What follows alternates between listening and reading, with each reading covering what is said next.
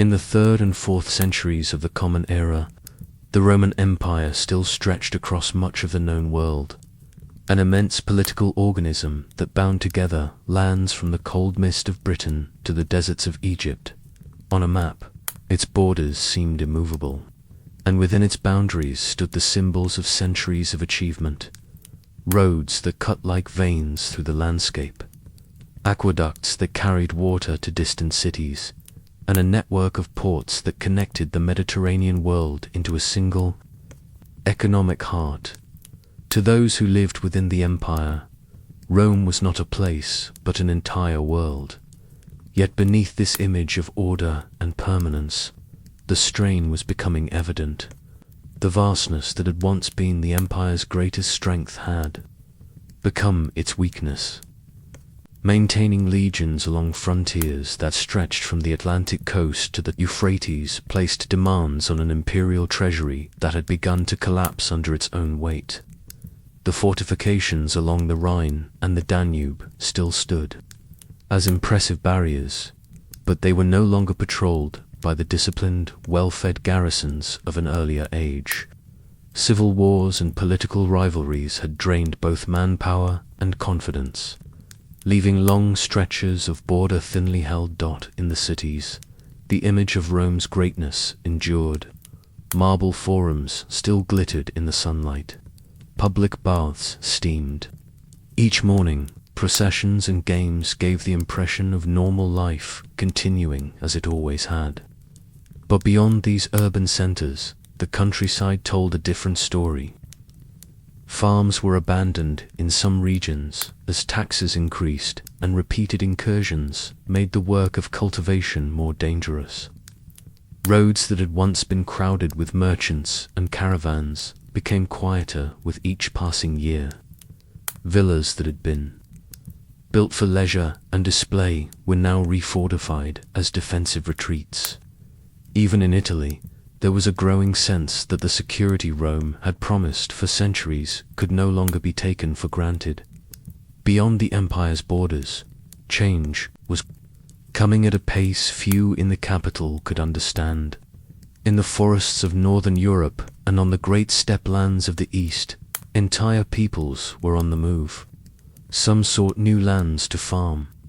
Others were fleeing hunger, brought on by poor harvests and subtle shifts in climate that shortened growing seasons.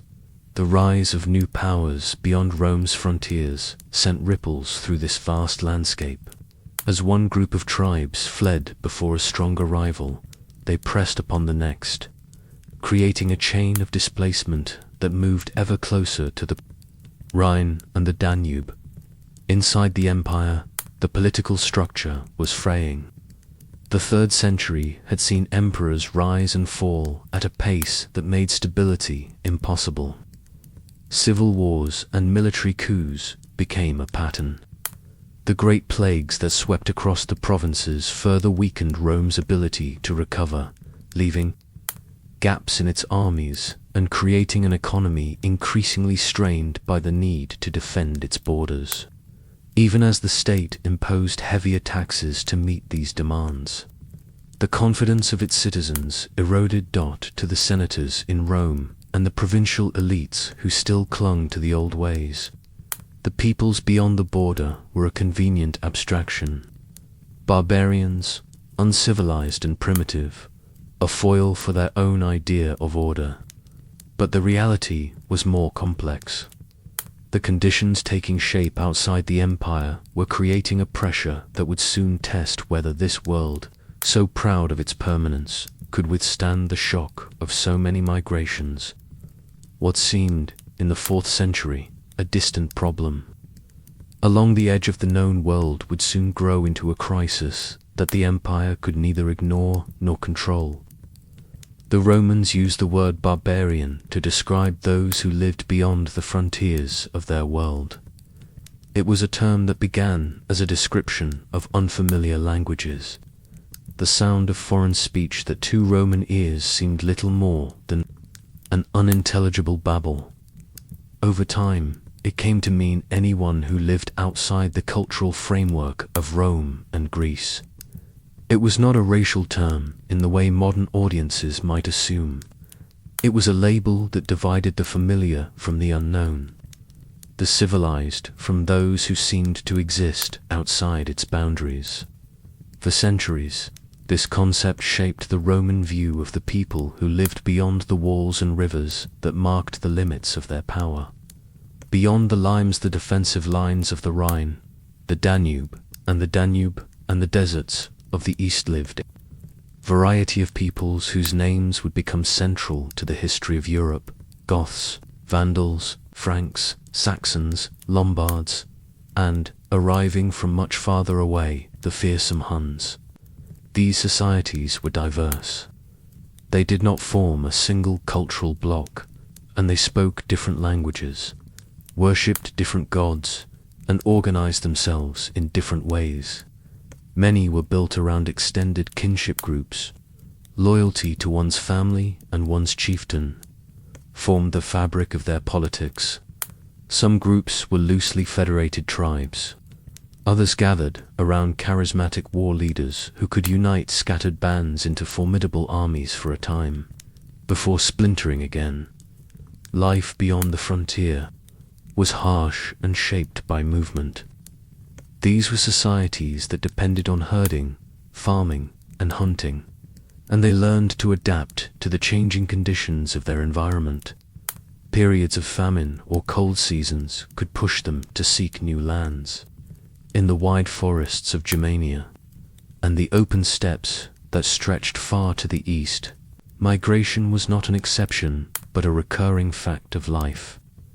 Over time, some of these groups began to move steadily closer to the borders of Rome, not always as invaders, but as neighbors seeking better land, safer conditions, or the wealth that proximity to the empire offered. The contact between the so-called barbarians and the Roman world was deeper and more complicated than the simple stories of raids and battles might suggest. Trade crossed the frontier in both directions. Roman merchants carried glassware, fine metalwork, and wine northwards, and in return, furs, amber, slaves, and livestock flowed into the empire. Some tribal leaders sought Roman goods as symbols of prestige, and these imports could be found in burial sites far beyond the imperial border. Many of these same peoples also served Rome directly, taking employment as mercenaries in its armies. For ambitious young warriors from beyond the limes, Roman service offered both pay and an education in military discipline. In time, entire units of the imperial army came to be composed of such auxiliaries, men who lived half inside and half outside the Roman system. But while these exchanges created links between Rome and the peoples beyond its borders, they also blurred the line that had once separated them so clearly. In the 4th century, there were entire communities inside the empire that were of Gothic, Frankish, or Vandal origin. They farmed Roman land, paid Roman taxes, and fought in Roman armies. And yet, there was always an undercurrent of mistrust.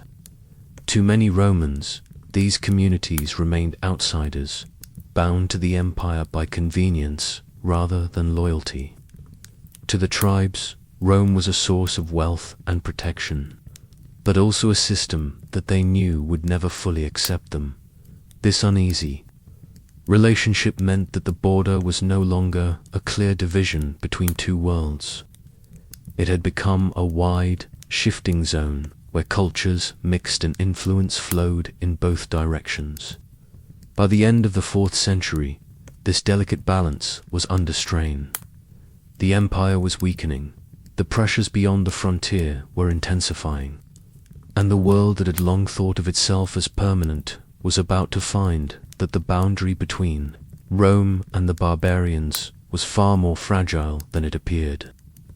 By the 3rd century of the Common Era, the seemingly unbroken facade of Roman power had begun to show visible fractures. This was an age of constant strain when the empire faced challenges on almost every frontier and from within its own heart. Political stability collapsed. Emperors rose and fell at a dizzying pace, many spending more time fighting their rivals than governing. Civil wars drained the resources of the state, and the focus of its armies shifted inward, away from the borders they were meant to defend. At the same time, a series of devastating plagues swept through the provinces, reducing populations and weakening the economic foundations that had supported Rome for centuries. Towns shrank, fields were left untilled, and the supply of soldiers diminished. Taxes rose to make up for the shortfall, driving even more people from their land, creating a cycle of hardship that the imperial administration never truly escaped. The long defensive lines along the Rhine and the Danube began to feel these effects. Where once there had been strong garrisons of professional legionaries, there were now fewer soldiers, often local recruits or hired auxiliaries, forced to patrol stretches of frontier that seemed to grow longer and more porous with each passing year. Raids became a constant feature of life in the borderlands. Bands of Franks, Alemanni, and Goths learned to slip past the weakened Roman watchtowers to plunder farms and villages before disappearing again into the forests in the east. An even greater disruption was beginning to unfold. A new and little-known force appeared on the distant steppe, the Huns, fierce mounted warriors who came out of Central Asia. The Huns moved with a speed and a ferocity that astonished their neighbors. They fought as a wave of cavalry, relying on the skill of their composite bows and their ability to strike suddenly and vanish. Their arrival sent shockwaves westward. Tribes who had lived for generations along the edges of the Roman world now found themselves confronted with a power they could not withstand, driven from their own lands. These displaced peoples began to move. Among the most significant of these were the Goths, a collection of tribes who had settled north of the Black Sea, pressed hard by the advance of the Huns. They fled toward the Roman frontier, seeking safety not as conquerors but as desperate refugees. In 376, vast numbers of Gothic families approached the Danube and asked permission to cross into imperial territory. The Roman authorities, recognizing the potential value of these warriors, allowed them to enter the empire as Foederatian allied, people who would provide military service in exchange for land. But the arrangement was poorly managed. Corruption among Roman officials meant that the Goths were exploited and left without food or proper supplies. Resentment grew quickly.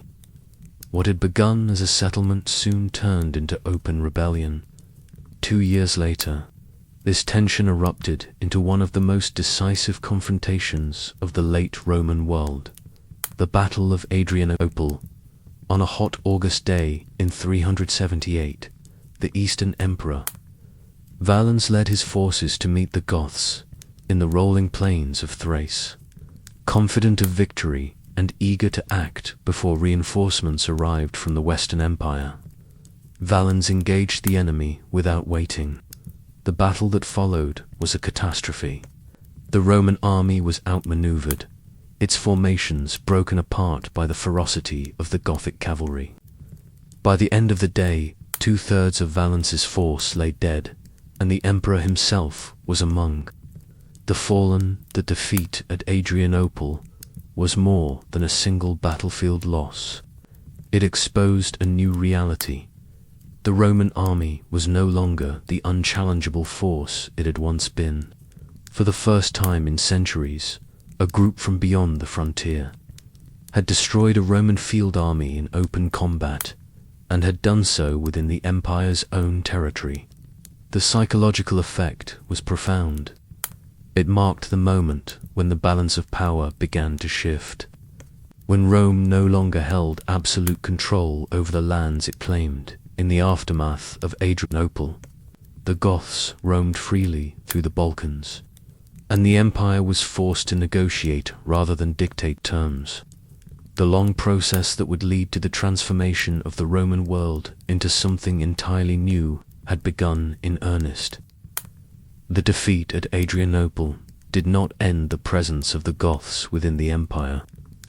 On the contrary, it confirmed that they had become a permanent force that Rome could not remove by arms alone. In the years that followed, the empire was compelled to negotiate with them, granting them land and status as foederati. These arrangements, meant to bind them as allies, created communities of non-Roman peoples living within imperial borders but retaining their own leaders and their own ambitions. The very fabric of Roman authority was now interwoven with these newcomers. By the turn of the 5th century, the balance between Rome and the Goths had shifted again. A generation after Adrianople, the Visigoths came under the leadership of a determined and ambitious king, Alaric, trained in Roman military methods but resentful of broken promises and poor treatment. Alaric led his people on a march through the Balkans and into Italy itself. Over a decade of uneasy relations with the imperial court ended in a decisive and symbolic event. In 410, the Visigoths entered the city of Rome and sacked it. Though the city had long ceased to be the political center of the empire, the shock of its capture reverberated throughout the Roman world. For the first time in 8 centuries, Rome itself had fallen to an enemy from beyond its borders. The sack was not as indiscriminate as later imagination would paint its churches were. Largely spared, and Alaric's men sought supplies more than destruction, but the psychological blow was immense. The Eternal City was no longer untouchable. At the same time, other groups were on the move. The Vandals, along with associated tribes such as the Alans and Suebi, crossed the frozen Rhine during the bitter winter of 406. Taking advantage of a frontier stripped of troops, they poured into Gaul, leaving a trail of devastation as local communities struggled to defend themselves. Some settled temporarily, while others continued their movement south into Spain. By 429, under their leader Gizeric, the Vandals made an even bolder decision. They crossed into North Africa. Within a decade, they seized the provinces that had once been Rome's richest source of grain. From their new base at Carthage, they established a kingdom that would dominate the western Mediterranean, even mounting naval raids that threatened the heartlands of Italy. In 455, they would sack Rome themselves, completing a cycle of humiliation that had begun with Alaric's attack 45 years earlier. While the Visigoths and Vandals carved out their own territories, an even greater terror arose in the mid-5th century in the form of the Huns.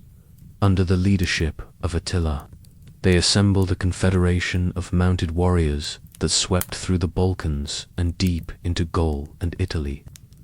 The speed and ruthlessness of their campaigns were unlike anything the Romans had faced before. Towns were burned, harvests destroyed, and populations scattered. Even the Eastern Empire, which had withstood the Goths, found itself compelled to pay enormous sums of gold to Attila to prevent further devastation. Although Attila's sudden death in 453 brought an end to the unified Hun threat, the damage they had inflicted across the provinces could not be undone. Entire regions were left depopulated, and the displacement they caused continued to send new waves of migrants into Roman territory. For ordinary inhabitants of the empire, these decades were a time of constant fear. In Gaul and northern Italy, farms were abandoned as raiders swept across the countryside. Fields went untilled, leading to food shortages even in areas untouched by war. Once prosperous towns saw their walls crumble as trade collapsed. Roads, once the lifeline of Roman administration, became dangerous paths haunted by armed bands. The system of security and infrastructure that had defined Roman life for centuries was now eroding in front of them. The picture that emerges from this age is not one of simple destruction, but of complex change. The peoples entering Roman territory did not come solely to plunder. Many came with their families, their livestock, and their hopes of a more secure life. They sought fertile land, the protection of Roman walls, and a place within the imperial order. In many cases, their leaders negotiated with Roman officials for settlements and legal status. Yet the weakness of the imperial administration and the desperation caused by hunger and displacement meant that these interactions frequently collapsed into violence. Mismanagement and exploitation on the Roman side, combined with the urgency of survival on the other, made conflict almost inevitable. By the middle of the 5th century, the Western Roman Empire was no longer a single, coherent political power, but a patchwork of Roman territories and emerging barbarian kingdoms. The Visigoths had established themselves in southern Gaul and Hispania. The Vandals controlled North Africa, and even in Italy the emperor was dependent on barbarian generals for protection. The arrival of these peoples did not end the Roman world overnight, but it transformed it beyond recognition. What had begun as a world with clear borders and a sharp sense of cultural difference had become something far more fluid and uncertain. The floodgates had opened, and the empire was now a land of many peoples, caught between its ancient identity and the realities of a new age. By the late 5th century, the western provinces of the Roman Empire no longer resembled the unified structure that had once dominated Europe. What had begun as an emergency response to migrations and invasions gradually became a new political map, as the peoples who had entered the empire established their own centers of power. In Italy, the Ostrogoths themselves, once pressured by the advance of the Huns, now held the peninsula under the leadership of their king, Theodoric. In Spain, the Visigoths, who had once sacked Rome, created a lasting kingdom around Toledo, while in Gaul the Franks rose to prominence, consolidating their hold under the leadership of Clovis. These kingdoms did not simply replace Roman rule with something entirely foreign. Instead, they built their authority upon the foundations that the empire had left behind. In many towns, the old administrative structures continued to function, staffed by the same local elites who had served imperial governors. Roman roads, aqueducts, and cities remained, even if their upkeep faltered. The new rulers, aware of the sophistication of Roman governance, adopted many of its forms. They collected taxes, issued laws, and used Latin as the language of record. Far from being a total collapse, this was a gradual process of adaptation. The cultural blending of these centuries was profound. Latin remained the language of administration and, increasingly, of daily speech, though it began to evolve differently in each region, eventually giving rise to the Romance languages of later centuries. The Christian Church, already a powerful institution within the empire, spread rapidly among the new rulers. By the end of the 5th century, many of the kings who had once led their people against Rome now sought baptism, seeing in Christianity a source of legitimacy and unity. Bishops, rather than imperial officials, became the central figures in many communities, preserving literacy and offering a sense of stability in a time of political flux. Law, too, became a mixture of Roman and tribal traditions. The Visigoths compiled their own law codes, written in Latin, that drew on Roman legal principles while preserving the customs of their own people. The Franks did the same, producing the Lex Salica, a code that reflected their traditions while gradually absorbing elements of Roman practice. These hybrid systems revealed the reality of the post-imperial West, an age not of pure continuity or of pure rupture, but of synthesis. The event that later generations would mark as the end of the Western Roman Empire came in 476, when the Germanic general Odoacer deposed the boy emperor Romulus Augustulus and declared himself king of Italy. There was no dramatic battle, no destruction of the city of Rome. The imperial regalia was sent east to Constantinople, and the fiction of a Western emperor was quietly abandoned. The Eastern Roman Empire, with its capital at Constantinople, continued as a powerful state for nearly another 1,000 years. But in the West, there would never again be a single ruler over all the old provinces. For those living through these changes, the end was not sudden. Many still thought of themselves as Roman. Towns continued to hold festivals. The Latin language was spoken in courts, and the Christian Church offered a sense of connection to the old world. Yet, the political landscape was now irreversibly altered.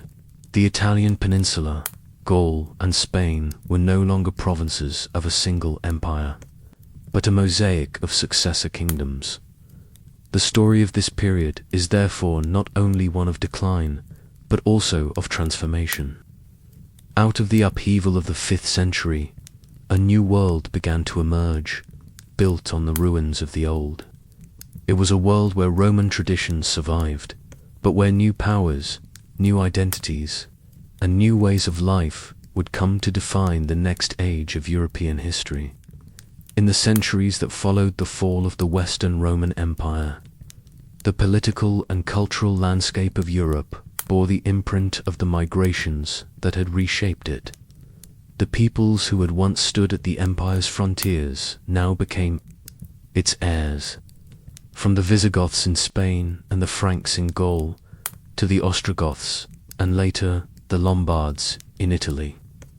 The map of Europe transformed into a patchwork of kingdoms that laid the foundation for the medieval world. These new states brought with them social and political structures that differed from those of the old empire. Authority became more personal and local, rooted in bonds of loyalty between a lord and his followers, rather than in the vast bureaucracies of imperial rule. Over time, these relationships hardened into what later generations would call feudalism, a system in which land and service replaced citizenship as the framework of society. The great estates of the late Roman aristocracy became the centers of local power, while cities shrank and the countryside grew in importance. The legacy of Rome was not erased, but absorbed. Latin, in its evolving forms, remained the language of learning and law. Roman law continued to influence the codes of the successor kingdoms. The Christian Church, unified under the authority of the Pope and bishops, provided continuity, preserving manuscripts, traditions, and a sense of a shared culture. In monasteries and churches, much of what was remembered of the ancient world was copied and kept safe, even as the political structures that had built that world vanished. The migrations themselves, however, left a lasting impression on European memory for later generations. The word barbarian became a shorthand for chaos and destruction, a symbol of the violent end of an age. Yet the historical reality was more complex. These were not simply waves of destroyers, but whole societies in motion, men, women, and children, seeking survival and opportunity. They destroyed, but they also built. In the places where they settled, they adapted, blending their traditions with those of Rome to create something new. What emerged from this turbulent period was not a return to the past, but the beginning of a different future. The kingdoms that grew out of these migrations became the political units of medieval Europe. Over time, They developed their own identities, their own laws, and their own cultures. In their courts and churches, the legacy of both the Roman and the so-called barbarian worlds mingled, producing a Europe that was shaped by both. The story of the Barbarian Invasions is, at its core, a story about change. It shows how even the most seemingly permanent civilizations can be transformed when they are unable to adapt to new pressures. The Roman Empire, once the strongest political power in the Western world, fractured under the combined weight of internal weakness and external movement. Out of that fracture came a new order. The migrations of the 4th and 5th centuries set in motion the long process that would define the Middle Ages. In the ruins of the empire, new kingdoms rose. The memory of Rome endured, but the world it left behind was no longer Roman. It was a world that carried within it the marks of both the conquerors and the conquered. A world remade by the movement of peoples,